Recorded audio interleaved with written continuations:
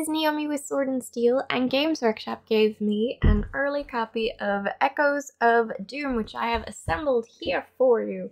We have Skaven versus Sylvaneth, and in Echoes of Doom it also has the rules that you'll need to play them, some lore about it, how they should look once they're assembled and painted, for anyone who is new to painting, realm rules, and 3 battle plans so that you can play them out against each other, as well as the Warscrolls for each of the models and the pitch battle profiles for when you go on to play them in regular Age of Sigmar. It also comes with a mobile version of the core book, which is all the rules needed to play Age of Sigmar, besides the battle tome for Sylvaneth and the battle tome for Skaven.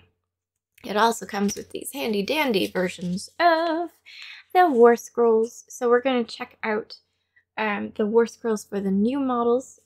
Not all of the models involved. I'll just do that in a future video, but we're going to check out Gossamid Archers, the Lady of Vines, and the Deathmaster, which are the new models. Alright, let's have a close look at each of these models, particularly the new ones. Alright, shall we start with... Let's start with Skaven. The first bunch are these clan rats. So these clan rats are very straightforward to put together. Basically, there is a torso, in head, and one arm is one piece, and all you have to do is choose the other arm and add a shield. You have to make a choice when you're choosing the clan rats. You have to choose whether you want them to be, when you're assembling the clan rats, you have to choose whether you want them to be assembled with a blade or a spear. That does matter because the rusty spear is 2 inches but 5+ to hit, while the blade is 1 inch range but 4+ to hit. I chose the blades. You have to choose all or none. I chose the blades because they're small miniatures. I should be able to get them relatively easy into combat, and I want 4+ to hit, not 5+ to hit when possible. This is a 20 group of clan rats. It does say that there can be a standard bearer for every 10 and a musician for every 10. You only get 1 standard bearer and 1 musician for the full 20 models. So you'd have to build it yourself somehow if you wanted to have 2 squads of 10 instead of 1 squad of 20. There's also a champion, and you can only have 1 champion, but it's just 1 model in the unit, so it's not for every 10. Since the standard bearer and the musician are redundant and you don't particularly need to have 2 of them, as long as you make certain you're not taking them out early for no good reason, as long as you make certain that you are always choosing them last to be killed off, there's no big reason to have more than 1 standard bearer or more than 1 musician in your group of 20. Unless, of course, you wanted to split it into 2 groups of 10. So the fact that you are short 1 of each of those is a bit of a bummer. But just because of this Seething Swarm ability at the end of the Battle Shock phase, you can return D3 slain models to this unit, making certain that the unit survives might be more important than separating the unit into 2 groups. But still, it would have been nice to have that option when you go looking for it. There will only be 1 standard bearer and 1 musician. You'd have to create your own somehow. And there's 1 champion as well. That is the clan rats. They all basically look the same. And again, you have to choose between rusty blades and rusty spears. There is enough for everyone to either have a blade or everyone to either have a spear. These are very straightforward models to put together. and they all look unique. Even though there are 20, there are 20 unique little fellas. They all look similar to each other, but they're all unique. And you can orient their arms whichever way you like in the socket. So even if you had 40 clan rats, you could make them all look different because their blades are all unique, and how you attach them to how you attach the arm to the body itself is unique as well, and even their shields are all similar but unique. Now the next is the Storm Vermin. Storm Vermin. They only have one type of weapon, which is the halberds. So what you choose for appearance doesn't particularly matter. They do have the options for shields, and there are options on whether you want to whether they want to be holding two hands, holding their halberd with two hands, or with one hand. I went with the two hands. Other than when I ran out. So there was like 6 two-handed positions and more one-handed position. And they have a shield, but the shield doesn't seem to do anything statistics-wise. So whether you add the shield or not is not important. What is important is also choosing whether you'll have a musician, which has a club and funky looking drum that is using a head for funsies, as well as a standard bearer. There are only 10 Storm Vermin, so there's the correct amount of options for the unit. You also have enough arms if you did not want to have a standard bearer or a musician. You didn't have to have it, but there's no really good reason not to put them in there. The heads for these ones, for the clan rats, the heads were attached. For the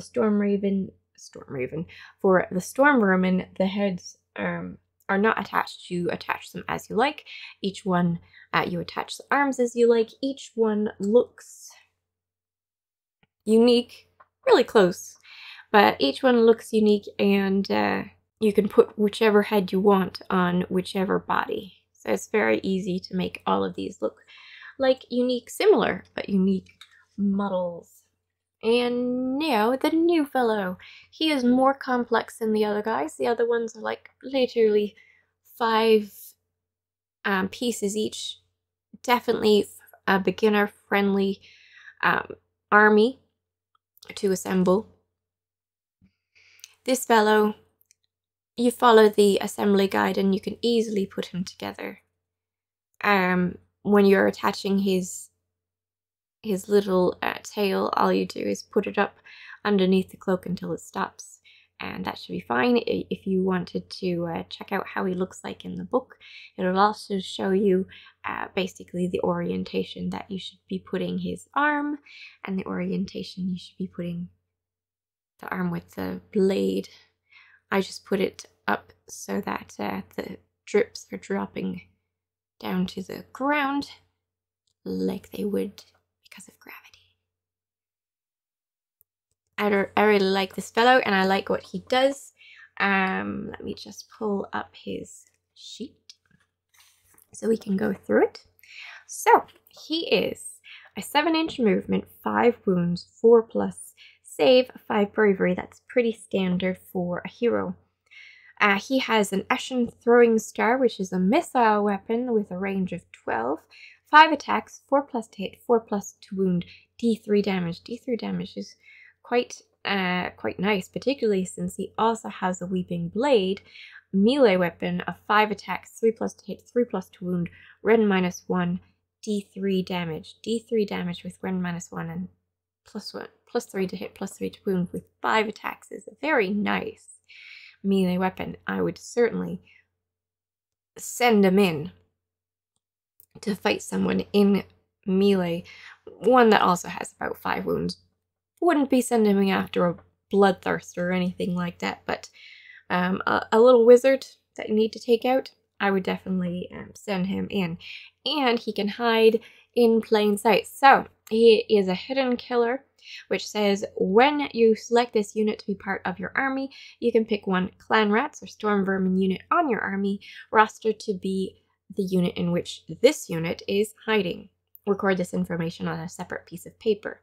Do not set up this unit until it is revealed as described next. You cannot hide more than one of this guy in the same clan rats or storm vermin unit, so only one death master per unit. At the start of the combat phase, if this unit is hidden, you can reveal it. In addition, if the unit in which this unit is hidden is destroyed, so say he was in a clan rats unit, if that unit is destroyed, you must reveal him before the last model in the unit in which it is hidden is removed from play. When you reveal this unit, set it up wholly within 3 inches of the unit in which it was hidden. If this unit was revealed because the unit in which it was hidden was destroyed, this unit suffers 1 mortal wound after it is set up. So even if you, for some reason, forget, he only suffers 1 mortal wound, but just try not to forget. He also has toxins. If the unmodified hit roll for an attack made by this unit is 6, that's a hit roll, the target suffers D3 mortal wounds and the attack sequence ends. Do not make a wound roll or a save roll. It gets right past their save. And it's the very first 6. So there's a pretty nice likelihood of you being able to this semi. With 5 attacks, it would be quite likely that you will get D3 mortal wounds on a target every time he attacks. And that's with the Eshin Throwing Star and with the Weeping Blade. It doesn't specify, it's just every time he attacks. And then lastly, he has Running Death. This unit can run and still shoot later in the turn. Now, lastly, we have the most complex of all of the Skaven models to put together is the Screaming Bell. I don't have it fully assembled when it comes to when it comes to gluing.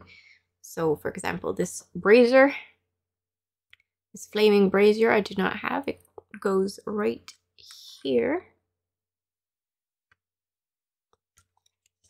But I have not attached it. I wouldn't want to attach it until it's fully painted, but I'm not certain I'll actually add it at all, just because, I mean, this model looks quite complete without it there, and in that would mean I have this really nice brazier to use somewhere, because it's a full model by itself, so I'm probably not going to attach it just so I could use it somewhere else. Now this, of course, is the Screaming Bell variant. It has all of the pieces for the Furnace variant. It just doesn't have the assembly guide for the Furnace variant, but really, if you check out the Games Workshop website, or you ask Games Workshop for an assembly guide, you'd be able to build the other variant. The biggest difference between the Screaming Bell and the Plague Furnace is this fellow is replaced with a whole bunch of different rats that you could assemble together, and the bell and grace here comes off, and a ball of stuff, glowing stuff, is attached to it instead. This is not a difficult one to put together. There's a whole bunch of spikes, so be careful not to poke yourself. I have poked myself a couple times cleaning up the wheels. There's little spikes on the wheels. I mean, it was just enough to go ow, not enough to actually be dangerous. So I have not assembled this guy yet. You can do a sub-assembly so that it would be easier to paint. And then, of course, if for some reason you want to go in between the Plague Furnace and the Screaming Bell, you can attach these pieces that are particular to one another and detach them pretty straightforwardly. These pieces here, which attach the screaming bell to it, can just be pulled off so that you can remove the bell.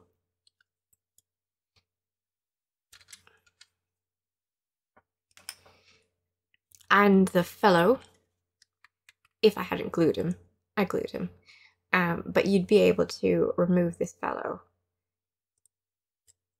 and switch it up to the other guys. So it's actually pretty friendly that way, but I did not grab myself the assembly guide for the alternate furnace, but I think if you had the furnace and the screaming bell, you could absolutely put it together so that you could switch out between the models. For some reason, this is actually part of how you assemble it. You assemble it so these guys are together like this, which is rather awkward for it. It's just fallen down like that. This is how it wants you to assemble, but everything is very straightforward to put together, fits together pretty well. The only thing I would suggest when you're assembling this bell is to wait to put this in, because you can, and that way you can orient the bell the way it's supposed to be, and then you can attach this and orient it the way it should be so that it actually makes sense with the flow of the bell. This model is really nice for wood grains and details. It really is a great kit. I like all of the tiny little details. Once you paint it up, it's going to look very, very nice, I think. All of the wood grain, all of the little spikes, the tiny little damages to the pieces that are supposed to be made out of stone. There's a whole bunch of details on here that makes this a really nice little kit. I did not attach the wheels. I don't really see a need to attach the wheels so that you can paint it, and even the inside of the wheels are completely done. I really like this kit for detail, I've got to say. And that's the Skaven side. Oh yes, and of course, when it comes to the Warscrolls and the assembly guide, that's for everything. They only have one variant on how to assemble it. They only have one assembly guide, as in the Spirit of Durthu is the only thing that is shown in the assembly guide, even though this kit can be created into the Tree Lord and the Tree Lord Ancient. You'll only see an assembly guide for the Spirit of Durthu in there, and the Kurnoth Hunters. It's only in the way that is lore associated with the Echoes of Doom stuff, and that's the same with the Warscrolls. You will not be getting Warscrolls for Tree Lord or Tree Lord Ancient or the other variants of the Kurnoth Hunters. So the first thing we're going to check out is the Lady of the Vines. She is a bit finicky to put together when it comes to her very first pieces, just because it's hard to see how to put her together. The pieces I find are a bit too flexible with how you could put it together, that you really want to check out exactly what she should look like when she's done. This is what she should look like. The pieces that you're putting together don't really look a lot like anything when you're assembling them. And part of the early pieces is the inside of her belly. So just note how you want that belly to look, because it's when you fit it in there, it isn't necessarily going to fit in exactly one direction. So just keep in mind what you want her to look like when you're assembling the first part of her, and then it becomes really straightforward. Everything has only one spot after that. It's only at the beginning that it's questionable. But she's not too difficult to put together, other than that there are a bunch of different places where she could break off if you're not careful. So make certain you've got nice sharp hobby cutters and a hobby knife for cleanup. Otherwise you might break off a few pieces. Not that it particularly matters, because they're tree folk, but something to consider. I like the look of her. I think I might add some more branches to her with like extra stuff from dryads and stuff like that, just to have her even more likely to tangle into my hair, but even more branchy because she's the lady of the vines and I want more vines on her. It's my thought. I've got a whole bunch of extra pieces from the Tree Lord variant, so maybe I'll just add stuff from there. Oh, I just didn't even mention it, but at the bottom of her feet, there is a squished plague bear from Maggot King of Nurgle. He's hanging out there, screaming his head off a little bit. She's ignoring him entirely as she squishes him down into the ground. So this piece is made out of two pieces, which is his head and the rest of it. Unfortunately, if you did want to keep it separate, two of her toes are also part of that one piece, which would not be easy to separate. So you'd have to redo her toes if you did not want to add this piece, or just have her with one toe instead of three for some reason.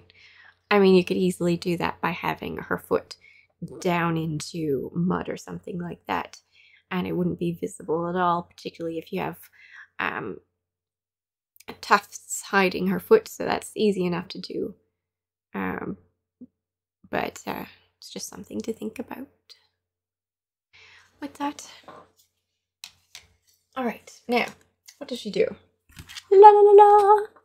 Okay, so she has an 8 movement, which is great, 10 wounds, 3+ save, 10 bravery. Between her and Dryka, I think Dryka would totally win, but won't know until I try, so I'm absolutely going to be doing a fun video of her versus Dryka, just so we can see all of their stuff together. Probably feels like I should stick in 10 dryads against Dryka, because to use her you need 10 dryads. So she is a war master, which means that she will be treated as a general for general specific rules, whether you choose her as a general or not. She is a wizard that can attempt to cast 2 spells in your hero phase and unbind 2 spells in the enemy hero phase, so that is great. She has a Verdian crown, where it says friendly Sylvaneth units wholly within 6 inches of this unit are treated as being wholly within 6 inches of an Awakened Wildwood army, Awakened Wildwood in your army, which is really nice. I wouldn't want that to be underestimated, because it's very nice that Dryads do not have to stick to their tree. They can stick to her instead to still have their bonus. So I really like that ability. It kind of makes me for sure going to try her out. And I do not actually use Branch Wraith normally. She is a Branch Wraith in addition to her other stuff, so I think that really brings it in for me for using her. Writhing Vines. At the start of the combat phase, if this unit is within 3 inches of any enemy units, you can say this unit will either create a protective bearer or ensnare foes. If this unit creates a protective bearer, subtract 1 from hit rolls that target this unit until the end of that phase. That's at the start of the combat phase, so it won't go against their shooting, but it will go against their combat. And it lasts until the end of that particular phase. On the other hand, if this unit ensnares foes, add 1 to hit rolls for attacks made by this unit until the end of that phase. I would, generally speaking, choose that more often than I would choose any other the defense. I'd generally like to go with offense instead of defense, but I guess that all depends on how many wounds she has. Rouse to Wrath. Once per battle, if this unit is on the battlefield at the end of your movement phase, you can say it will call its allies forth. If you do so, roll a dice. On a 2+, you can summon 1 unit of 10 dryads and add it to your army. The summoned unit must be set up more than 9 inches away from all enemy units and wholly within 9 inches of an overgrown terrain feature or an awakened wildwood in your army. And again, an awakened wildwood counts as her as well. Friendly Sylvaneth units wholly within 6 inches of this unit are treated as being wholly within 6 inches of an awakened wildwood in your army, so that presumably counts her as well. Must be set up more than 9 inches and wholly within 9 inches of an overgrown. Yeah, so don't see any reason why that wouldn't count. Why they wouldn't be able to set it up completely around her instead. An aspect of the Everqueen. Aspect of the Everqueen is a spell with a casting value of 7 and a range of 12 inches. If successfully cast, until your next hero phase, friendly Sylvaneth units have a ward of 5+, while they are wholly within range of the caster, wholly within range being 12, which I think is very nice. A ward of 5+ for Dryads. I very much like that. Because Dryads are likely the things that are going to be next to her more than anything else, though I see no reason not to scoot some Kurnoth Hunters next to her too. So that is her now. All of her abilities are missile weapons. She has Kernothiel's Wrath, which is 18 inches, 1 attack, 2+ to hit, 2+ to wound, Ren -1, d6 damage. And that is fantastic. 2+ to hit, 2+ to wound. Is only 1 attack. Better than the Tree Lord Ancient, who also has like 1 attack at 18 inches. I always miss with his stuff. I'm pretty certain he's not 2+, 2+, so I like that. Of course, it's Ren -1, so they could miss on it. I mean, they could save on it. But still, that's nice. The Kernothiel's Wrath melee version is 3-inch range, and so is the Lashing Vines, 3-inch range. That's nice. 3 attacks, 3+ to hit, 3+ to wound, Ren -1, d3 damage, which is nice. On top of 4 attacks, 3+ to hit, 3+ to wound, Ren -1, 2 damage. That is a considerable amount of damage for this one model. On the other hand, she is more pricey. Lady of the Vines, she's 340 points and is unique. Spirit of Durthu, for example, is 375 points now. The Kurnoth Hunters are 255 points. That's Kurnoth Hunters with great bows. And the Gossamid Archers are 215 points. The Clan Rats are for 20, 130 points. The Storm Vermin for 10 are 135 points. The Deathmaster is 170 points. The Grey Seer on Screaming Bell is 265 points. So the Lady of the Vines has to be a very good model for you to want to use 340 points on her. And it's only once per battle that she can do the Dryads. But she does help them help them stay alive, and because of the Awakened Wildwood ability that she has, the Verdian Crown. So that is her. And now let's just do the Gossamid Archers, the next brand new unit. There are 5 of them. They are basically tree revenants, boys and girl tree revenants that have a bug carrying them around, and they have arches. So each model is very specific in posing. Very specific pose. You probably can change around whose head is on who, but it definitely seems like one head is specific to another. But the bugs, each bug can go with whichever model you want, and each little interesting looking quiver can go with whatever model you want. I think these look really nice. I mean, I prefer if there was no bugs involved. I've never been a big bug fan, but I'll make them pretty enough. It'll be fine. Oh yes, there are only 3 extra pieces for this kit, and that is because you could turn this champion into a non-champion. The champion has this decoration,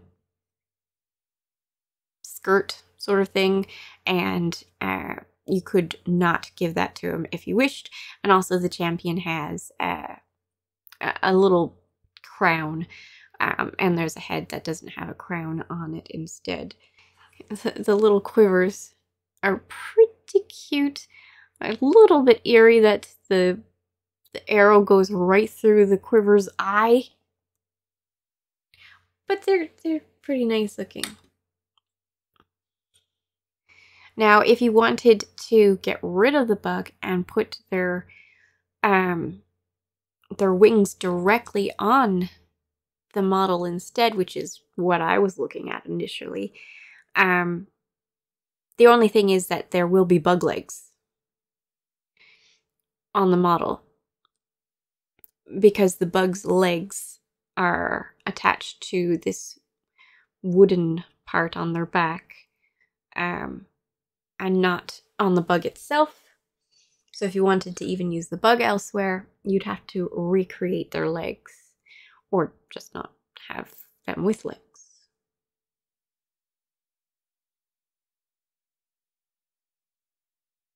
And there's a hole in each of their backs where the bug sits.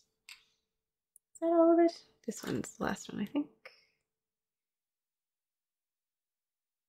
I like this one. He's in the middle of grabbing a new arrow from his quiver. Now, what do the Gossamid Archers do? So they're 2 wounds each, which is nice. I guess because of the lore-wise bug plus tree revenant that the bug is carrying around. 2 wounds each, 12 movement, very nice. 5+ save, tree revenants, and 6 bravery. So their bows are only 12-inch range, but again, they've got 12 movement, so that's alright. 2 attacks each, 3+ to hit, 3+ to wound, no rend, 1 damage. So that's 10 attacks. And then also they have a melee weapon, which is Cruel Talons, which must be the bugs. 2 attacks as well, 3+ to hit, 4+ wound, no rend, 1 damage. Which seems like it would be very straightforward to move on in, fire, charge, and then finish off a combat with a fair amount of attacks, I'm thinking.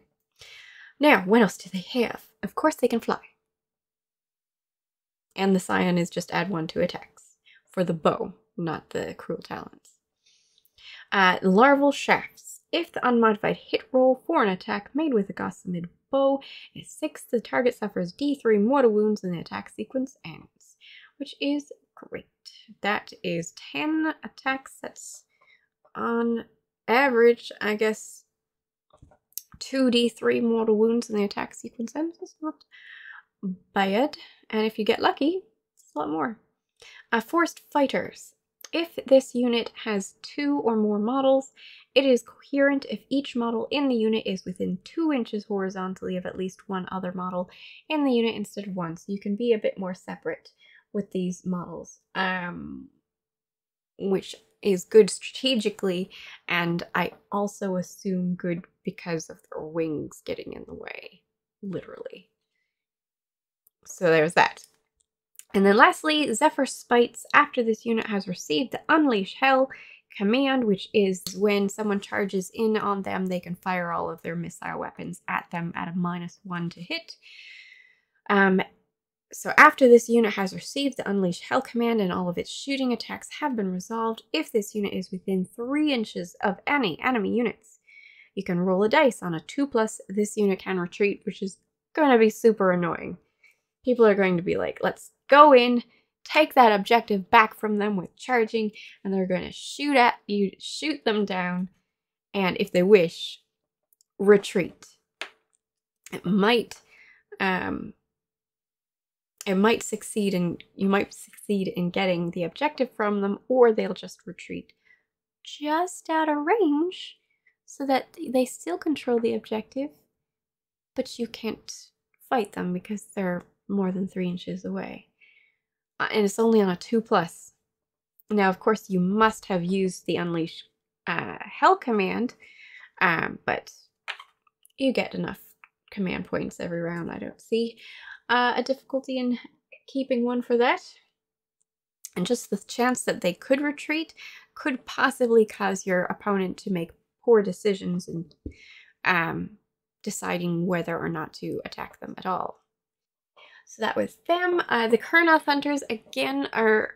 The assembly guide is only for Kurnoth Hunters with bows.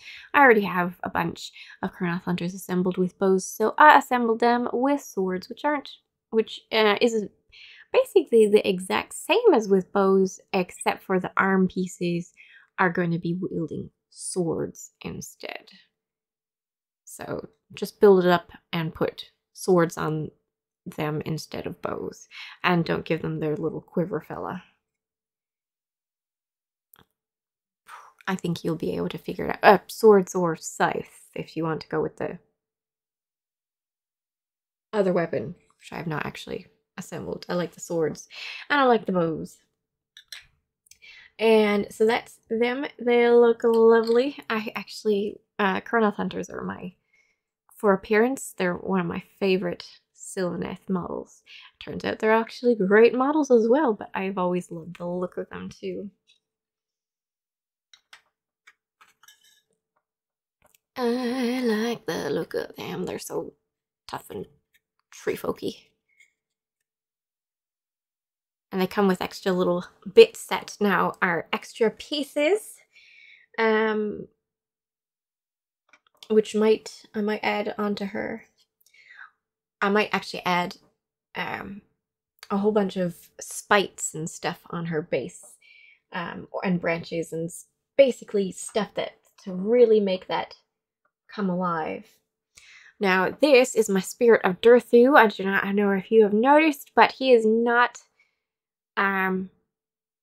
his pose is not the Spirit of Durthu pose. I changed it a bit. He's supposed to look like this,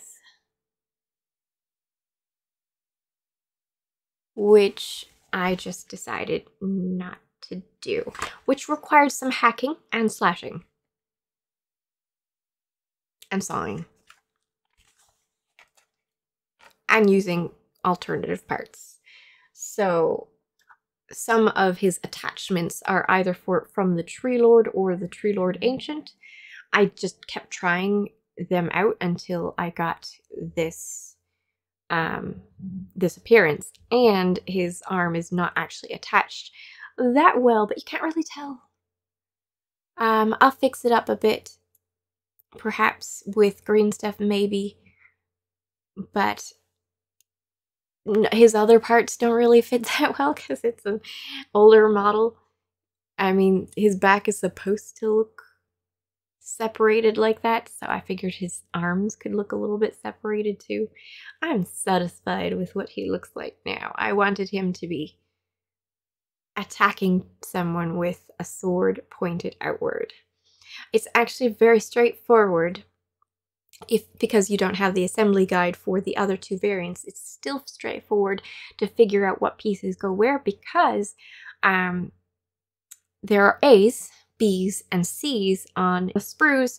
A is for the Tree Lord Ancient, B is for the Tree Lord, and all the C parts are for the Spirit of Durthu. And then if you are gathering together parts that do not have a letter associated with it, it is for building any version of the model. I think you won't have much difficulty, unless you're brand new to assembling, to assemble his arms any way that you like, because it has a connector piece. It has 1, 2, 3, 4, 5 different pieces for each arm, maybe 6. So you should be able to orient it however you like, with just a little planning.